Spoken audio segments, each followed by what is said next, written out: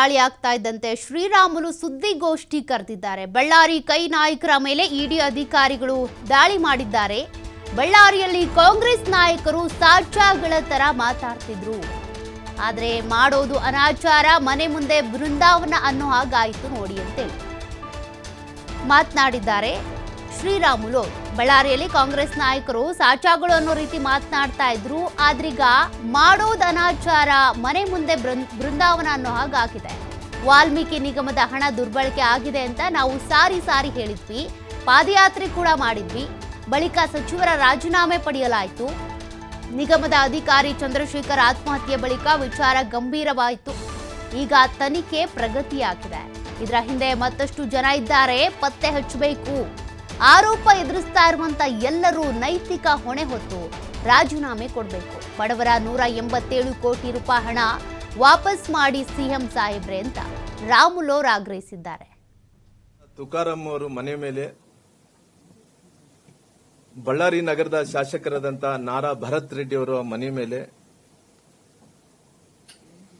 ಕೂಡ್ಲಿಗಿ ಕ್ಷೇತ್ರದ ಶಾಸಕರಾದಂತ ಡಾಕ್ಟರ್ ಶ್ರೀನಿವಾಸ್ ಅವರ ಮನೆ ಮೇಲೆ, ಕಂಪ್ಲಿ ಕ್ಷೇತ್ರದ ಶಾಸಕರಾದಂತ ಗಣೇಶ್ ಅವರ ಮನೆ ಮೇಲೆ, ಇವರೆಲ್ಲರ ಮನೆ ಮೇಲೆ ಇವತ್ತು ಇಡಿ ದಾಳಿ ಆಗ್ತಾ ಇದೆ. ಈ ನಾಯಕರು ಬಹಳಷ್ಟು ಸಾಚಾಗಳ ತರ ನಾವು ಬಹಳಷ್ಟು ಮಾತಾಡ್ತಾ ಇದ್ರು. ಈ ನಾಯಕರೆಲ್ಲರೂ ಕೂಡ ಮಾಡೋದೆಲ್ಲ ಕೂಡ ಅನಾಚಾರ, ಮನೆ ಮುಂದೆ ಬೃಂದಾವನ ಅನ್ನಂತ ರೀತಿಯಲ್ಲಿ ಮಾತಾಡ್ತಿದ್ರು. ಅವರು ಮಾತಾಡುವಂತ ಸಂದರ್ಭದಲ್ಲಿ ಜನರಿಗೆ ಇಲ್ಲಪ್ಪ ಬಹಳಷ್ಟು ಸಾಚಾಗಳು ಇರು ಮಾತಾಡ್ದಂಗೆ ನಡ್ಕೊಂತಾರಂದೇಳಿ ಅನ್ಕೊಂಡಿದ್ರು.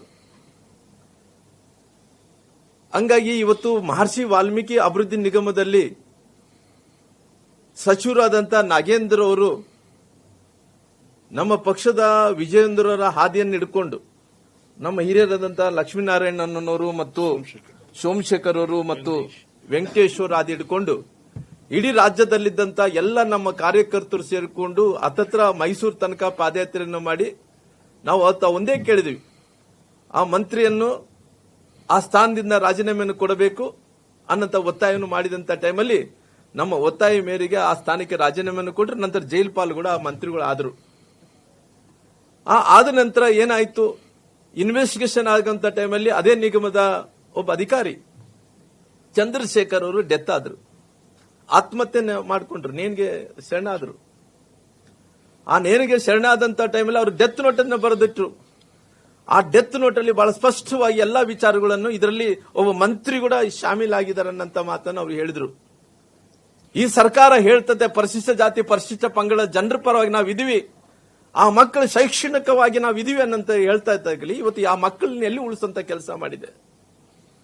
ಈ ಹಣ ಎಲ್ಲ ಕೂಡ ಇವತ್ತು ಎಲ್ಲೆಲ್ಲೋ ಹೈದರಾಬಾದ್ ಅಲ್ಲಿ ಅಲ್ಲಿ ಡ್ರಾ ಮಾಡಿ ಅದೆಲ್ಲ ಕೂಡ ರಾಜಕಾರಣಕ್ಕೆ ಬಳಸ್ಕೊಂಡಾರ.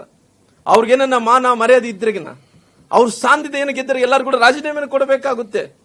ಆದ್ರೆ ಮಂತ್ರಿ ಅನ್ನಂತ ವ್ಯಕ್ತಿಗಳು ಸರ್ಕಾರದ ಜನಪ್ರತಿನಿಧಿ